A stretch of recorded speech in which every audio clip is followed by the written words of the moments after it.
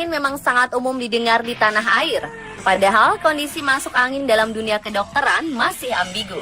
Ada yang mengatakan masuk angin merupakan gejala flu, khususnya yang sering terjadi pada pergantian musim atau pancaroba.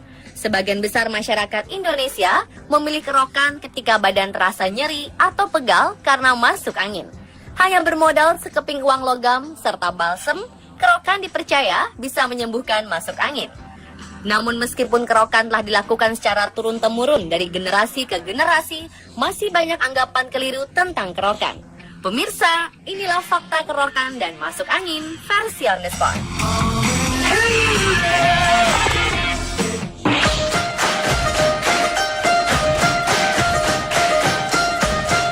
Kalangan intelek menganggap bahwa kerokan adalah perwujudan dari teori relativisme Albert Einstein, yaitu E sama dengan mc². Gesekan dua buah benda yang terus-menerus akan memunculkan energi. Ini berarti saat kerokan, tubuh akan mengalami peningkatan suhu apabila digosok terus-menerus dengan tangan atau benda lain seperti koin.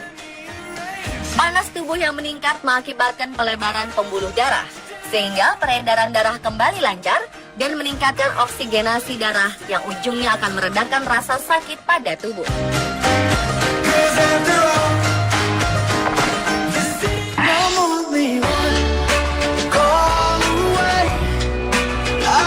Sebagian besar orang yakin bahwa semakin merah bekas kerokan menandakan kondisi tubuh kita semakin sakit.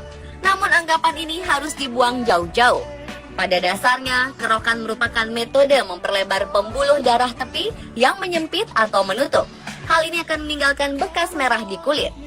Tanda merah pada kerokan merupakan jejak pembuluh darah yang terbuka atau pecah seiring gesekan koin. Darah tersebut akan diisi dengan aliran darah yang sebelumnya tertutup. Intensitas warna merah pada kerokan akan semakin pekat jika kita mengerok kulit lebih kuat.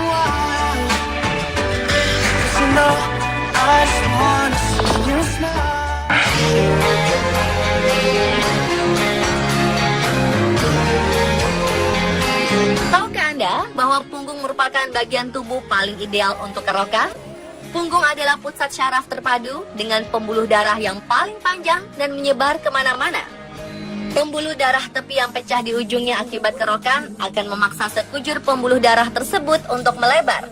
Sebaiknya kerokan juga dilakukan dengan arah miring mengikuti dermaton atau arah syaraf menuju kulit, yaitu kanan kiri tulang punggung.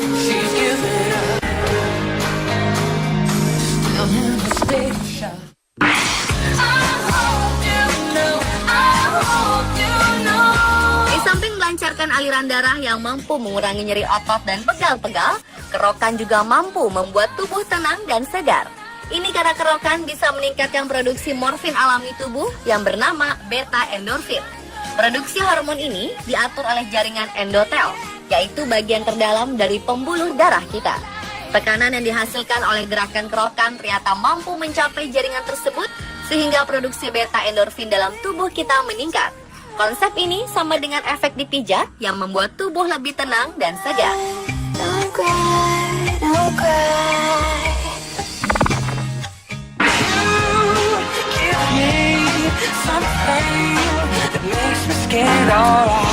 Kerokan memang diyakini bisa menghangatkan tubuh, mengurangi pegal-pegal, serta menenangkan.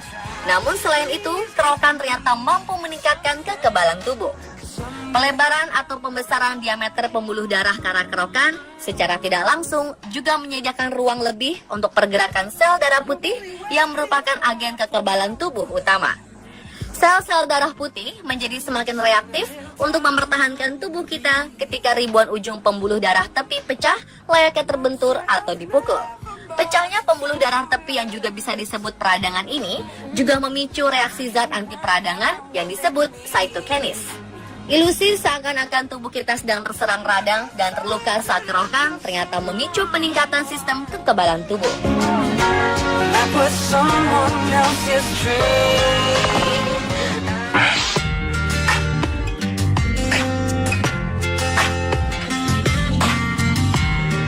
Khusus untuk ibu hamil, kerokan tidak disarankan karena dapat memicu kelahiran prematur.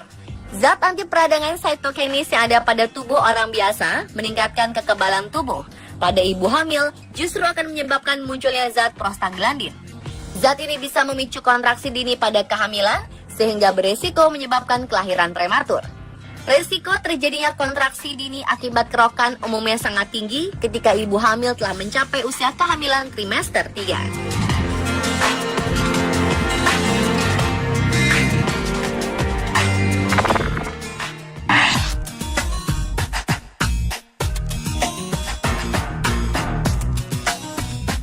Kerokan tak hanya populer di Indonesia, negara-negara lain seperti Cina, Vietnam, Kamboja, atau Laos juga mempraktikkan metode penyembuhan tradisional ini.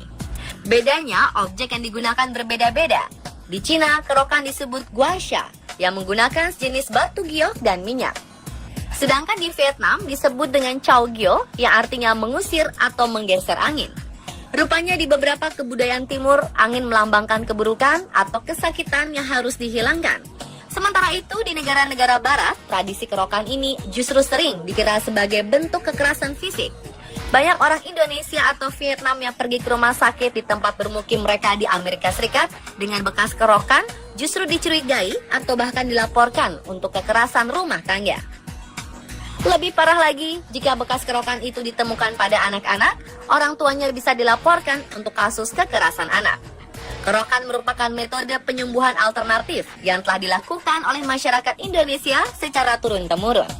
Meski belum bisa terbukti secara medis, tradisi yang telah ada beribu-ribu tahun ini tetap harus dipertahankan.